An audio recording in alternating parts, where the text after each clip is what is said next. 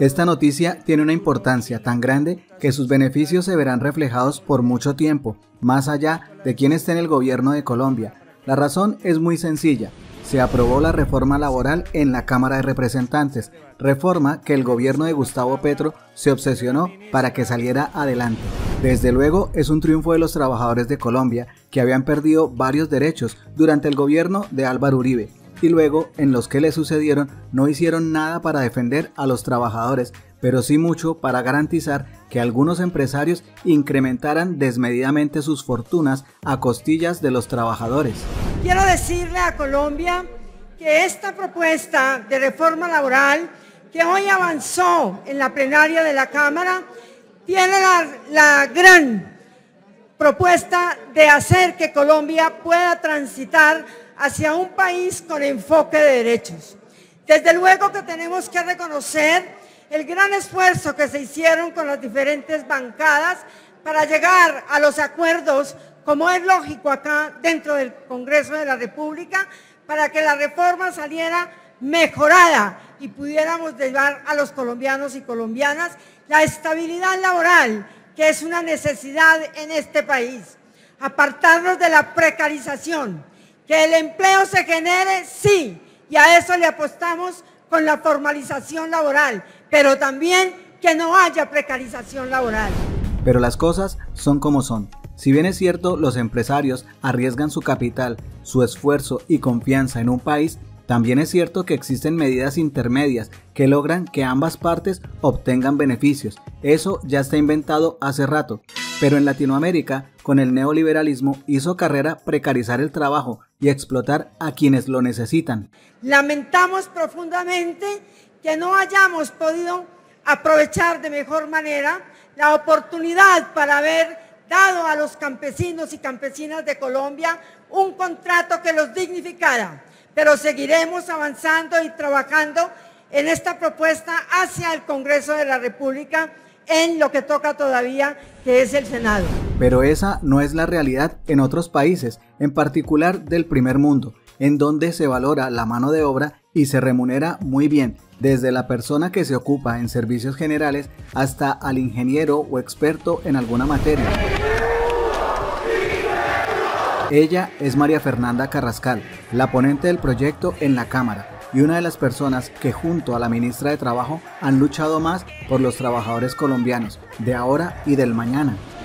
La reforma laboral presentada por el gobierno a consideración del Congreso fue aprobada esta noche por la plenaria de la Cámara. Nuestra invitada esta noche es la señora representante María Fernanda Carrascal, ponente de la reforma laboral en la misma Cámara. Doctora Carrascal, buenas noches. Gracias por aceptar. ¿Cuáles son los aspectos más importantes de la reforma que acaba de ser aprobada? Gracias, Yamit, por la invitación. Gracias a todos los televidentes. Me da un gusto traerles buenas noticias para los trabajadores y trabajadoras. El efecto más importante es el fortalecimiento de los salarios y es la recuperación de derechos que perdimos en el 2002 con la reforma 789 del gobierno de Álvaro Uribe Vélez. En este sentido hemos aprobado 2 pagos de recargos, uno que es el recargo nocturno. Se aumenta la jornada nocturna, ya no desde las 9 de la noche como pasa actualmente, sino desde las 7 de la noche. Y por otro lado, el pago del recargo en dominical o festivo o en el día de descanso, que pasaría de un 75% como se paga hoy a un 100%. Entonces, con estas 2 medidas fortalecemos ampliamente el salario. También traemos otra medida importantísima para la juventud trabajadora y que también la perdimos como derecho en el 2002 y es la laboralización del contrato de aprendizaje. Este contrato será un contrato a término fijo en donde el estudiante podrá tener el pago del salario mínimo legal vigente, un 60% en la etapa lectiva y un 100% en la etapa productiva. Es un reconocimiento al primer empleo de estos jóvenes, pero además al esfuerzo que hacen sus familias también, porque el SENA, por ejemplo, que sería uno de los beneficiarios de estos estudiantes, pues es, como muchas personas lo sabemos en Colombia, el primer paso de la movilidad social y de poder entrar al mundo laboral de una manera digna y de una manera decente. Así que reconocerles que este contrato es un contrato laboral cuando van a las empresas a hacer una buena práctica, claro que es justicia social. Esos 3 derechos que conquistamos después de 22 años de lucha de los trabajadores y trabajadoras por recuperarlos, digamos que para mí es una de mis grandes satisfacciones como coordinadora ponente en estos 2 años, además, que ha sido de muchísimo consenso, de mucho trabajo, muchas mesas técnicas, audiencias, de escucharlos a todos, a todas, a los gremios, que algunos siguen diciendo que no tuvieron participación y la tuvieron, y en los artículos se ve cómo cambió esta reforma desde que entró al Congreso y cuál es la reforma que acabamos de aprobar, una reforma ampliamente consensuada, que para mi gusto podría ser más progresista y más garantista, pero que sí está recuperando derechos, creando nuevos derechos, conquistando nuevos derechos para los trabajadores, y que bueno, es un hito en la historia reciente de Colombia. Pero mire, doctora Carrascal, a pesar de lo que usted dice, los gremios insisten en que la reforma no fue consensuada con ellos. ¿Por qué alegan eso? Sí, es una lástima que esto sea así y que sigan asegurando algo que a todas luces podemos demostrar que no es cierto, porque desde hace más de 2 años con la Comisión de Concertación Salarial, ellos empezaron como gobierno a hacer una discusión con los gremios y se trajo un borrador del texto que fue el que finalmente el gobierno presenta al Congreso de la República, y es el texto que se cayó, que usted bien sabe se cayó por falta de trámite, pero que sí tuvo una elaboración muy participativa, no solo de esos gremios, sino que después tuvo audiencias públicas por todo el país, incluso tuvo participación de los ciudadanos a través de la web del Ministerio del Trabajo con sus propuestas, tuvo muchísimas mesas técnicas, participamos ponentes de todos los partidos políticos menos del Centro Democrático y de Cambio Radical, y verdaderamente yo le puedo decir que esta es una de las reformas más discutidas, más consensuadas, y no solamente Yamida en el Congreso de la República. Hay que tener en cuenta que esta reforma se ha debatido y se ha discutido en los medios de comunicación, en los escenarios académicos, en el día a día, en las redes sociales, y quiero que sepa que también me siento muy orgullosa de eso, porque desde hace muchísimo tiempo no se hablaba de algo tan fundamental para la vida de todas las personas y para la dignidad misma y la elaboración o la proyección de la vida de las personas como lo es el trabajo. Así que haber presentado esta reforma laboral no solamente es cumplirle a los votantes del proyecto de Gustavo Petro y de Francia Márquez, sino cumplirle a los movimientos sociales y a los trabajadores y trabajadoras que desde hace mucho tiempo están esperando que haya algo que verdaderamente los incluya en su construcción, porque esta reforma tuvo la participación de gremios de trabajadores y del gobierno de manera tripartita, como lo dice incluso la Organización Internacional del Trabajo, que debe suceder. Nunca había pasado eso, por primera vez incluyen en una reforma laboral a los trabajadores, y entonces estamos cumpliendo, como le digo, no solo con una apuesta de campaña, sino con una apuesta de las mayorías sociales de este país que están esperando hace mucho rato que se les dignifique su vida y que también se les formalice. Dicen que la reforma laboral no formaliza a trabajadores. Yo les puedo decir que sí. No solo mejoramos las condiciones de los 10 millones de trabajadores que están formalizados hoy en día y de sus familias, sino que también buscamos formalizar a través de la reforma al menos a 1,5 millones, entre 1 millón y 1,5 millones de trabajadores y trabajadoras en sectores como el contrato de aprendizaje, las trabajadoras domésticas, los artistas, los deportistas, las plataformas, por ejemplo, de entrega de domicilios. Entonces, claro que es una reforma pensada para generar empleo a través del fortalecimiento de salarios, el aumento del consumo de bienes y servicios y a través de la formalización laboral. Mire, doctora María Fernanda, la mayor crítica que se ha hecho a la reforma laboral es esta, que el mayor problema laboral que tiene hoy Colombia es la informalidad, que ya llega casi al 60%, lo que es absolutamente absurdo. ¿Qué respuesta tiene usted a eso? Por supuesto que la informalidad es algo que nos preocupa a todos, le preocupa también al gobierno, nos preocupa desde el Congreso, pero la informalidad ha sido sostenida en el tiempo. Yo mostré unas cifras justamente en el Congreso de la República y en las últimas décadas, Yamid, roza el 60% y de ahí casi que no despega. Actualmente está en 56%. La respuesta que yo tengo a eso es que justamente el modelo laboral y el modelo productivo de los últimos 20 a 30 años es la consecuencia de ese modelo, más bien, es la informalidad, ¿sí? Entonces, ¿qué tenemos que hacer? A través de la reforma laboral formalizamos a por lo menos 1,5 millones de trabajadores y de trabajadoras. Eso es una respuesta de alguna manera.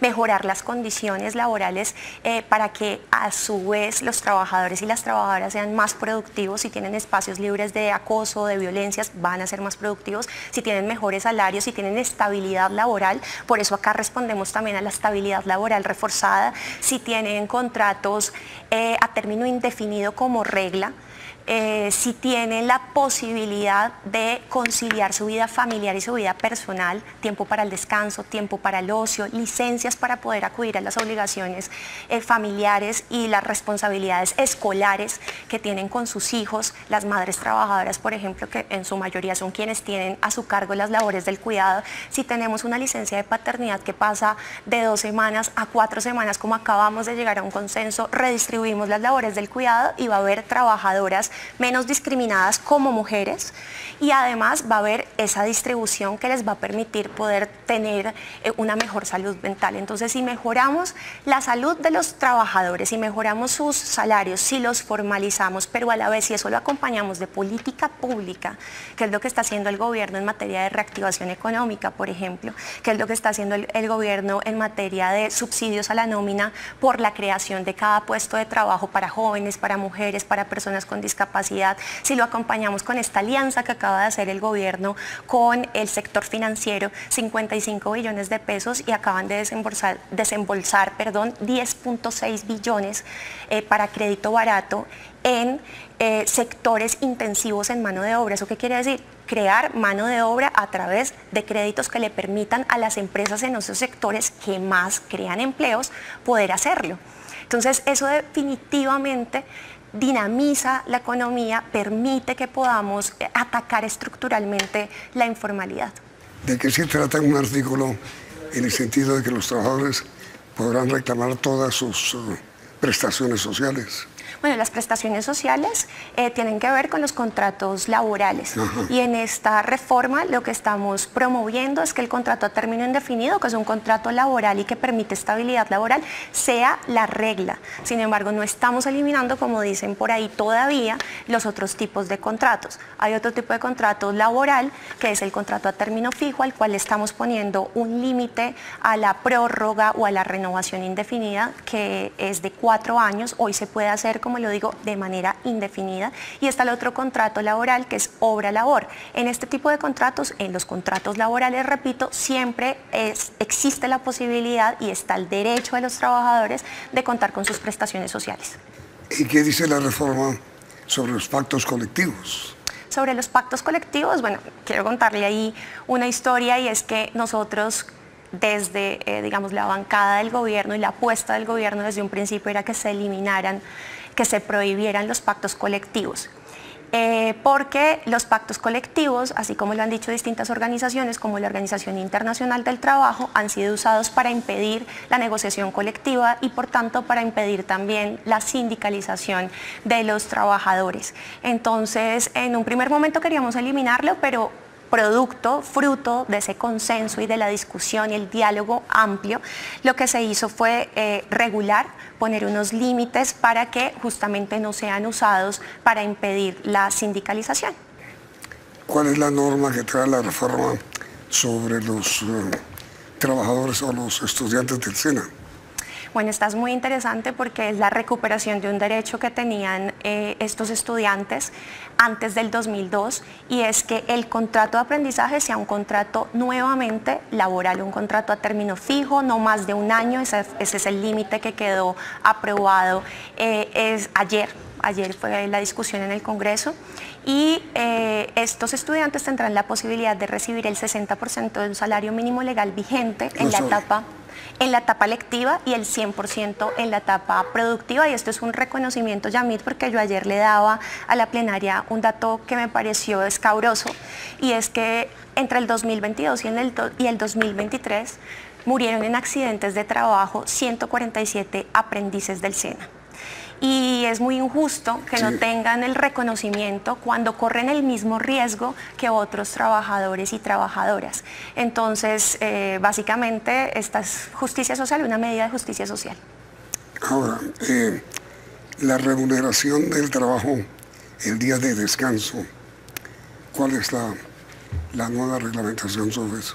En el día de descanso, que es el famoso dominical o festivo, del que hablábamos hace un momento, es otra de las medidas para fortalecer los salarios de los trabajadores y de las trabajadoras. Yamir, cuando usted trabaja en el día de descanso, se le paga el recargo ya no del 75% como actualmente, sino del 100%. 100%. A partir de la vigencia del proyecto. No, en este caso para el día de descanso va a haber una implementación progresiva. Esa implementación va a ser del 80, 90 y 100% cada año después de la sanción de esta ley. Ahora, ¿qué quiere decir, doctora, ponente del proyecto? Que el contrato de trabajo a término fijo podrá celebrarse por un término máximo de 4 años. Los contratos a término fijo son contratos laborales, pero han sido usados para que los trabajadores ejecuten funciones permanentes o misionales en las empresas y no para lo que tienen que ser. Actualmente se pueden renovar o prorrogar de manera indefinida y hay personas que tienen contratos a término fijo que se han renovado durante 20 años, 10 años, 40 años, pero lo que queremos es ponerle un veto. Cuando llegue a los 4 años, este contrato se presumirá que es un contrato a término indefinido y así pues tendrá que ser. No, con todo respeto no entendí, peor dicho. ¿Cuánto tiempo máximo, mínimo, no máximo, sino mínimo, debe durar un contrato de trabajo a término fijo? Mínimo es un mes. ¿Mínimo? Se puede usar hasta mínimo un mes y máximo 4 años. No puede usarse para más. Pero mínimo un mes. Mínimo un mes. ¿Y sobre eso qué opinan los gremios? Sobre ese punto sexual. Sobre este punto, ellos querían que el tiempo máximo para que el contrato se volviera un contrato a término indefinido fueran incluso 5 años. Pero entonces llegamos a un punto medio que son 4 años, porque de hecho nosotros queríamos que fuera 2 años en un inicio. Entonces ese fue el mejor acuerdo posible para que estos contratos no se sigan usando para lo que no son. Y miren, doctora Carrascal, ¿por qué razón los trabajadores informales no quieren formalizarse? Bueno, yo creo que no es tanto que los trabajadores no se quieran formalizar, es que no encuentran empleo formal. Y justamente por eso, a través de la reforma laboral, lo que estamos haciendo es actualizar el Código Sustantivo del Trabajo para que haya unas garantías mínimas y también para que los empleadores tengan posibilidades de abaratar los costos de formalización. En la medida que ellos puedan abaratar esos costos de formalización, va a haber más empleo formal disponible para las personas que en este momento no gozan de uno. Y mire, ¿y la reforma qué contempla como solución para formalizar a los informales? Como solución, una de las medidas, por ejemplo, es que las empresas puedan, o más bien los trabajadores puedan pagar la seguridad a tiempo parcial, es decir, que sea realmente la cotización sobre el tiempo trabajado y eso le permite abaratar los costos a las empresas. Esa es una de las medidas que tiene la reforma laboral. ¿Y cuáles son los puntos que no fue posible consensuar con los gremios? Bueno, los puntos, la hora de la jornada nocturna, que queríamos que empezara a las 6 de la tarde. El contrato de aprendizaje queríamos en un primer momento que fuera el 100% del pago del salario mínimo legal vigente desde la etapa lectiva, quedó en 60%, como le dije hace un momento.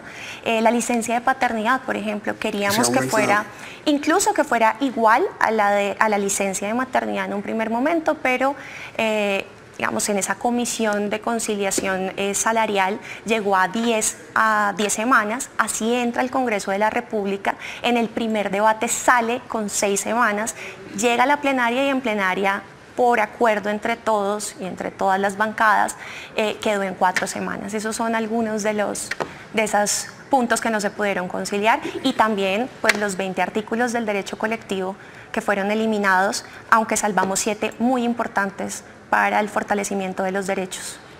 Ahora, mire, doctora Carrascal, ¿cuáles son las principales críticas que han hecho y en las que insisten los gremios contra el proyecto de reforma laboral aprobado hoy? Bueno, uno de los principales es el que usted mencionó hace un momento sobre la informalidad, que no responde a la informalidad. Ya dijimos que es un problema estructural que sí estamos atacando y que esta reforma sí resuelve de alguna manera. El segundo es que se van a perder cientos de miles de empleos y se basan en un estudio supuestamente del Banco de la República que está desactualizado. Además, un estudio que es de un grupo de investigadores y no compromete a la entidad, al Banco de la República. El mismo estudio lo dice. Pero sobre ese punto concreto, ¿cuántos trabajadores podrán perderse? ¿Cuántos trabajos podrán perder los trabajadores? Nosotros no consideramos que esta reforma haga o que apunte a que se pierdan trabajos, sino consideramos que a través del fortalecimiento de los salarios y la compra de bienes y servicios, lo que podemos hacer justamente es mantener los empleos que ya hay y crear nuevos empleos. Además de los formalizados, que ya le he dicho en varias oportunidades que vamos a formalizar entre 1 y 1,5 millones de trabajadores. ¿Ustedes tienen, doctora Carrascal, alguna cifra calculada sobre cuánto les vale a la empresa privada esa hora nocturna más esas 2 horas, ¿no? Más que ustedes agregaron? Yamit, cada hora adicional en jornada nocturna le costaría aproximadamente 1.900 pesos a los empleadores. Eso es en total casi 4.000 pesos para un trabajador. 1.900 hora. 1.900 hora adicional. Hora y como noche. son 2 horas adicionales, son casi 4.000 pesos si usted trabajara las 2 horas en la noche, las 2 horas que estamos aumentando, quiero decir. Y esos 4.000 pesos no parecen tanto para algunos, pero para los trabajadores y trabajadoras, sobre todo quienes trabajan en las noches, que son jóvenes que estudian y que son madres cabeza de hogar, sí representa mucho. Esos casi 4.000 pesitos de 2 horas adicionales es el transporte público, es alimentar mejor a su familia, es contribuir a mejorar su calidad de vida. Doctora Fernanda Carrascal, ponente del proyecto de reforma laboral aprobado hoy por la Cámara, muchísimas gracias. Muchísimas gracias, esperamos que en Senado sepan responder a las familias trabajadoras y mantengan los acuerdos que hemos hecho para fortalecer sus salarios, mejorar la economía y bueno, que todo el país gane. Habiendo salvado la cantidad de obstáculos que se presentaron en la Cámara de Representantes, ahora pasa al Senado. Y gracias al apoyo de muchas personas y en especial de los aprendices del SENA que obtuvieron un logro gigantesco.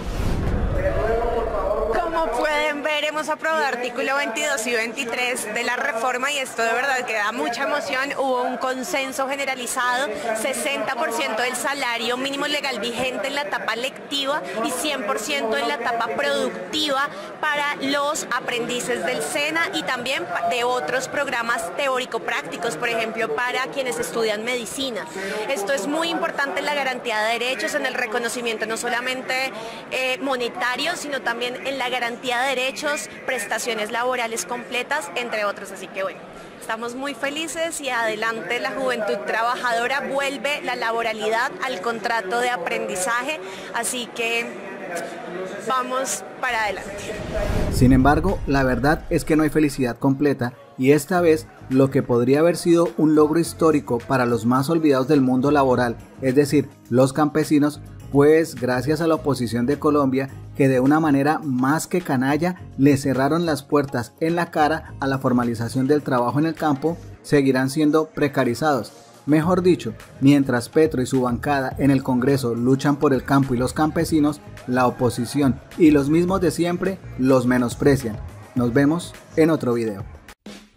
Gracias por hacer parte de la comunidad Magenta Radio. Si te gustó el video, por favor compártelo, comenta y por supuesto darle like. Nos vemos en el siguiente video.